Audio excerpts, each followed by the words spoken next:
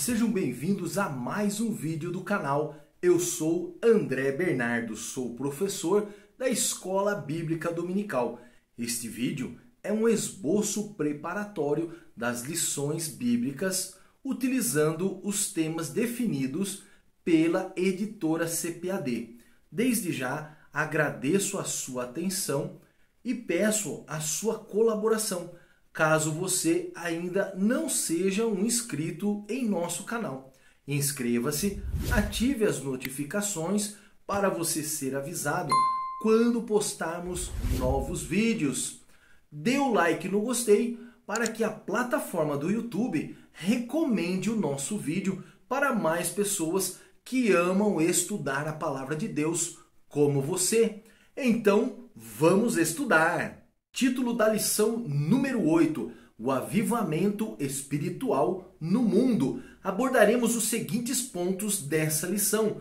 Primeiro ponto, o avivamento no tempo de Ezequiel. Segundo ponto, os grandes avivamentos no mundo. Terceiro ponto, os avivamentos mudam a história. Verdade prática, somente por intermédio do movimento do Espírito Santo o mundo pode experimentar o verdadeiro avivamento espiritual. Leitura bíblica em classe. Encontra-se em Ezequiel, capítulo 37, do verso 7 a 10, e Ezequiel 47, do verso 1 a 5 e o verso 9. Então profetizei como se me deu ordem, e houve um ruído, enquanto eu profetizava, e eis que se fez um rebuliço, e os ossos se juntaram, cada osso ao seu osso. E olhei, e eis que vieram nervos sobre eles, e cresceu a carne, e estendeu-se pele sobre eles por cima, mas não havia neles espírito. E ele me disse: profetiza ao espírito, ó filho do homem, e dize ao espírito: assim diz o Senhor Jeová, vem dos quatro ventos, ó Espírito, e assopra sobre esses mortos, para que vivam. E profetizei como ele me deu ordem. Então o Espírito entrou neles, e viveram e se puseram em pé, um exército grande em extremo. Ezequiel capítulo 47.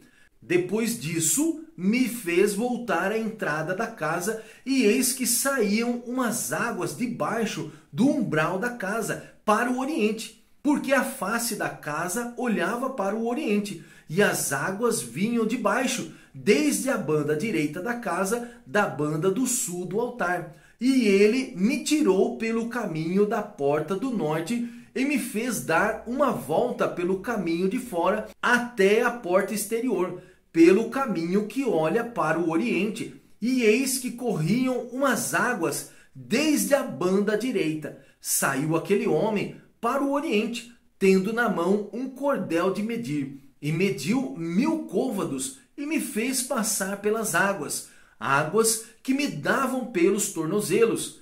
Mediu mais 1000, e me fez passar pelas águas, águas que me davam pelos joelhos, e mediu mais 1000, e me fez passar pelas águas, águas que me davam pelos lombos, e mediu mais 1000, e era um ribeiro que eu não podia atravessar, porque as águas eram profundas, águas que se deviam passar a nado, ribeiro pelo qual não se podia passar. Verso 9, e será que toda criatura vivente que vier por onde quer que entrarem esses dois ribeiros viverá, e haverá muitíssimo peixe, porque lá chegando essas águas e sararão, e viverá tudo por onde quer que entrar esse ribeiro.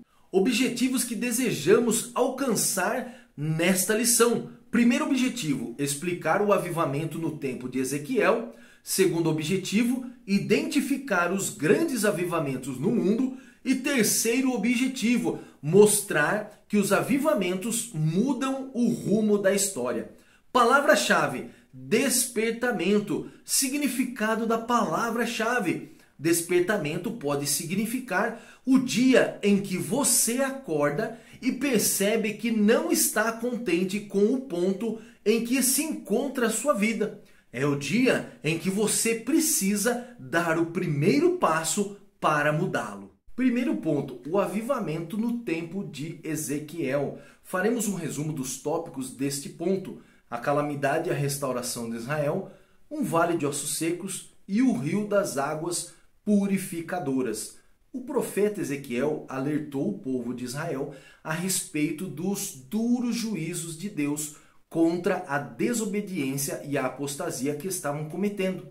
Estudamos no trimestre passado sobre a mensagem do livro de Ezequiel, onde este atalaia de Deus denunciou a calamidade que se encontrava o povo de Israel, com a intenção, primeiramente, que viessem ao arrependimento.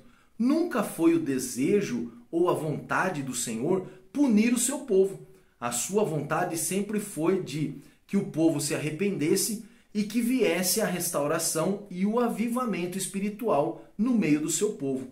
O profeta Ezequiel recebeu uma visão a respeito do vale de ossos secos. O que o profeta viu nesta visão foi uma espécie de cemitério a céu aberto, onde havia esqueletos de uma multidão de pessoas. A primeira parte da visão inicia com o Senhor perguntando a Ezequiel se aqueles ossos secos que ele contemplava poderiam reviver. Do ponto de vista humano, seria impossível voltarem à vida, mas o Senhor deu ordem a Ezequiel para profetizar aqueles ossos e começaram a se formar novamente. Na segunda etapa da profecia, o Senhor dá ordem a Ezequiel que profetize para que o Espírito reviva aqueles mortos. Então o Espírito veio sobre aqueles corpos e reviveram, se colocaram de pé e se tornaram um grande exército. A visão do Vale de Ossos Secos tinha o objetivo de resgatar a esperança do povo judeu cativo na Babilônia. Era uma promessa de Deus ao povo que voltariam à sua pátria novamente, pois estavam perdidos, dispersos sem esperança, e diziam: os nossos ossos se secaram e pereceu a nossa esperança. O mesmo Deus que anunciou a destruição também anunciou a restauração de Israel como uma nação soberana novamente. O arrependimento é o primeiro passo para a restauração. Quantos que estão como aqueles ossos secos, sem vida, mas ainda há esperança para você. No capítulo 47, o profeta Ezequiel viu um homem que possuía um cordel de medir nas mãos, com o qual media uma distância e pedia que o profeta o seguisse.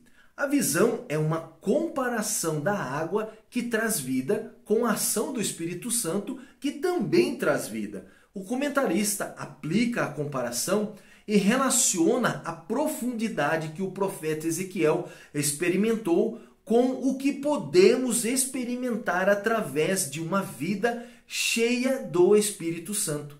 Mesmo que a profecia em Ezequiel 37 e 47 tenha sido anunciada ao povo de Israel, no verso 9 do capítulo 47, revela uma abrangência global da profecia, onde em todos os lugares que as águas fluírem, o seu ecossistema seria transformado e purificado. A unção do Espírito Santo é extensiva a todos quantos a buscarem. Esta unção transforma e purifica. Segundo ponto, os grandes avivamentos no mundo. Faremos um resumo dos tópicos deste ponto: o avivamento na Europa, o avivamento nos Estados Unidos e raízes do avivamento pentecostal. Houve períodos em que o continente europeu estava em situação idêntica ao povo de Israel. Pela misericórdia divina, não tardou Deus em usar pessoas cheias do Espírito Santo para clamarem e perseverarem por um avivamento espiritual. Na Alemanha, por volta de 1722, surgiu um movimento de oração que despertou o coração dos cristãos para o avivamento espiritual. Na Inglaterra, em meados de 1740, através da chama que ardeu no coração de John Wesley, Charles Wesley e George Whitefield, que faziam parte de um pequeno grupo de oração estudantil, resultou num grande avivamento espiritual naquele país. Também no país de Gales, em 1904, 1905, a partir da visão de um adolescente reunindo alguns amigos para a oração, resultou em um grande avivamento espiritual que tomou conta de todo o país. Deus levantou homens para promoverem grandes avivamentos a partir de momentos de comunhão com Ele, ficando claro que a oração é o ponto-chave. Para sermos um instrumento de Deus, é preciso primeiro cultivar um relacionamento com Ele. Deus também queria reavivar os Estados Unidos da América, por isso houve vários avivamentos na grande nação americana.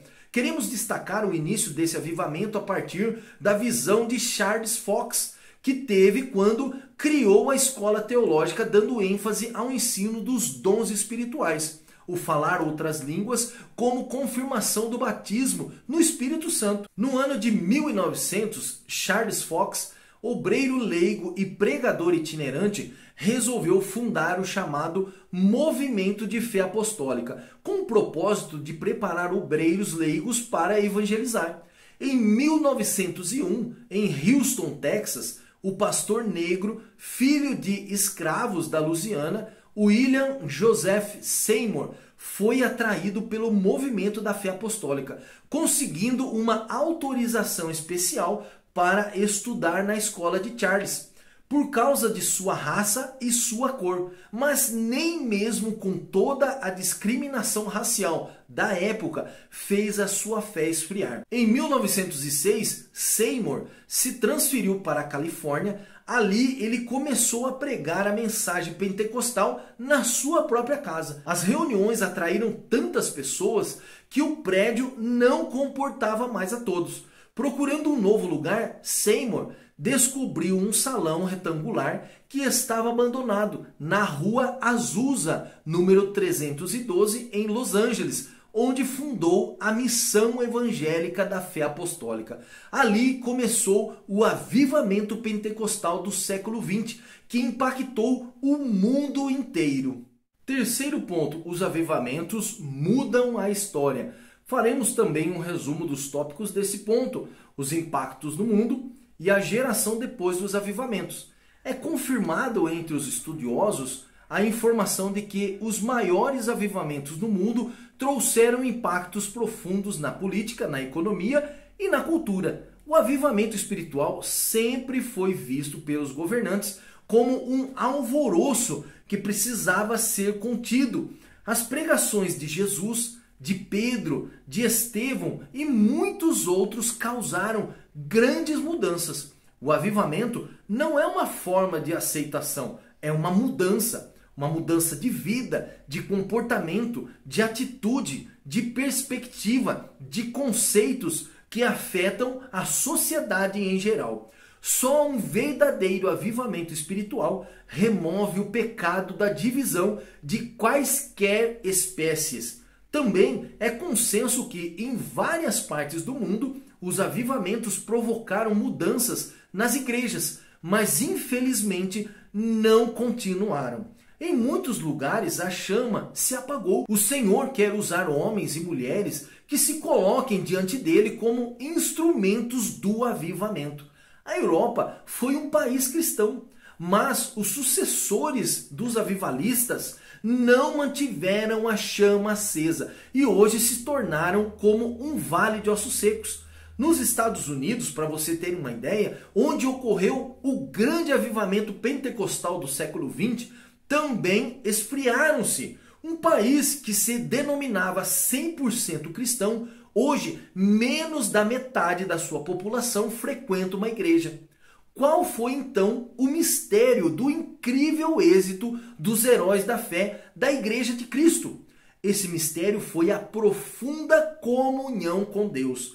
Esta geração precisa aprender a ter relacionamento com Deus, pois o que temos visto é apenas atitudes superficiais. E o avivamento não é algo superficial, é mudança, é entrega, são momentos de oração e palavra, pois a chave que abre a porta para o mundo espiritual é a oração. Conclusão da lição: Deus deseja operar nas igrejas no mundo, promover um poderoso avivamento espiritual que sacuda as estruturas eclesiásticas e denominacionais. Entretanto, é preciso buscar o batismo no Espírito Santo com perseverante fervor. Que haja sinais, milagres, prodígios e maravilhas em nome de Jesus. Que o Santo Espírito sopre o avivamento espiritual e que o uso abundante dos dons espirituais seja real e abundante em nossos cultos. Eu quero te agradecer por nos acompanhar em mais uma lição. Deixamos um link para você baixar nosso esboço inteiramente de graça, podendo usar na preparação da sua aula. Esperamos você na próxima semana com a lição número 9, com o título O Avivamento Pentecostal no Brasil.